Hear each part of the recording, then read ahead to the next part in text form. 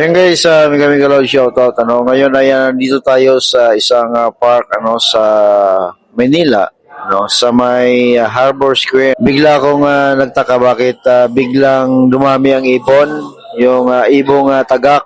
Usually sila ay nasa karagatan palagi. Although itong Harbor Square ay malapit naman sa dagat, pero nagtataka ako kung bakit biglang dumami. So, naisipan ko nga kumuha ng video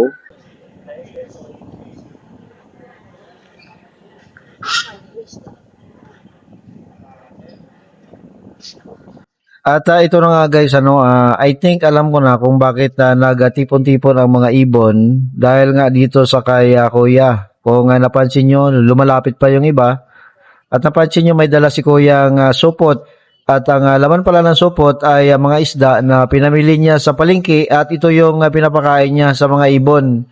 Kaya siya ay kilalang kilala na ng mga ibon. Yun no, ang grabe, ang dami guys oh.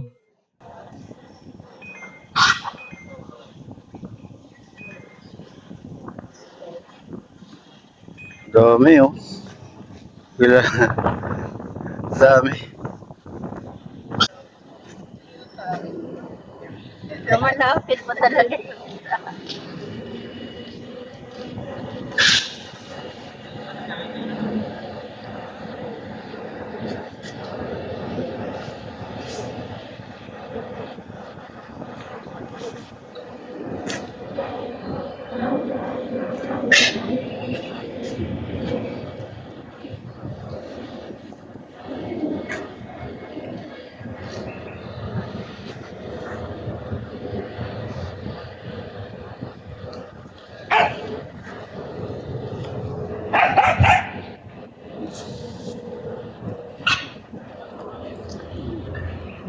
Ayan, batayan tayo.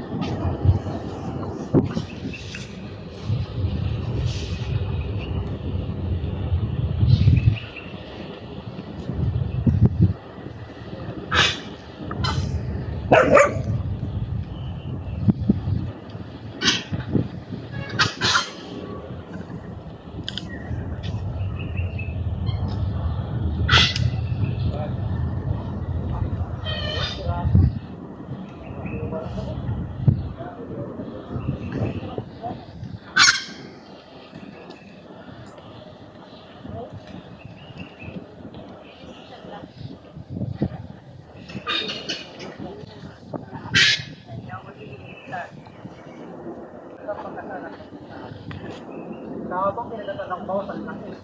Kaso ang nagaman, natin ko lang.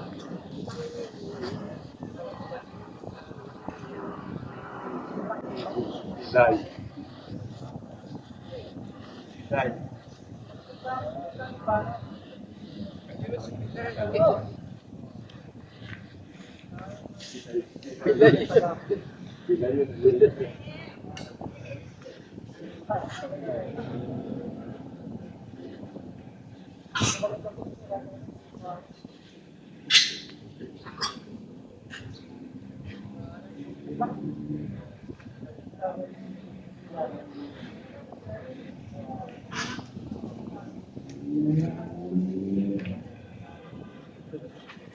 Laki.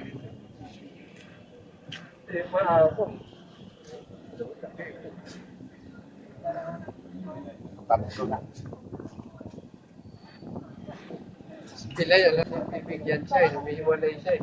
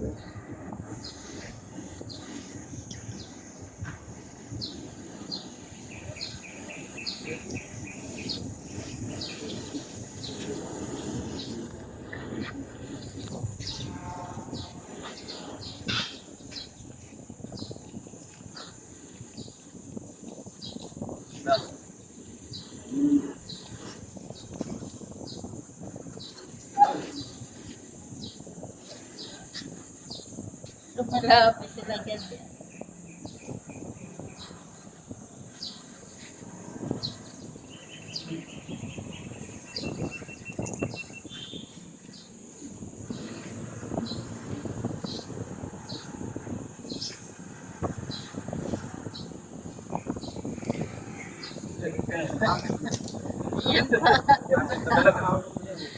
Maamo. Sabi may magawag-awag ka pa doon, dito lang. Sip-sip ka. Iba talaga yung malapit sa sandok, ano? Nakakarami.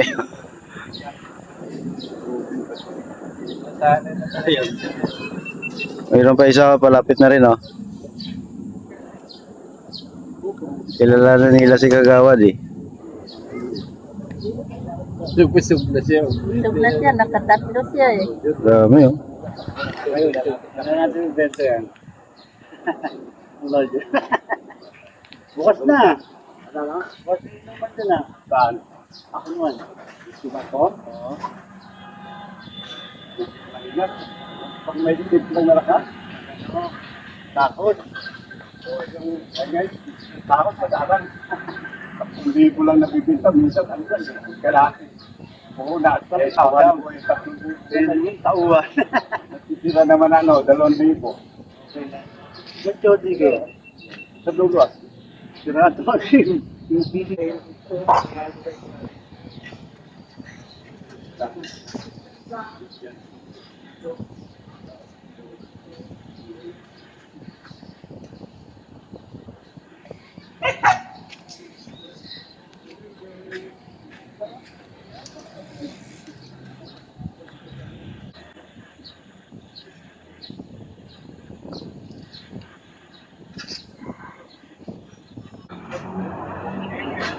Sa putik naman, may putik pa na darating dyan. Ay, puti pa. Putik na tagak. Yan guys, saluduhan naman natin si Kuya. Like naman tayo sa video. So, bihira lang ang taong ganyan na voluntaryong nagpapakain sa mga ibon na ligaw.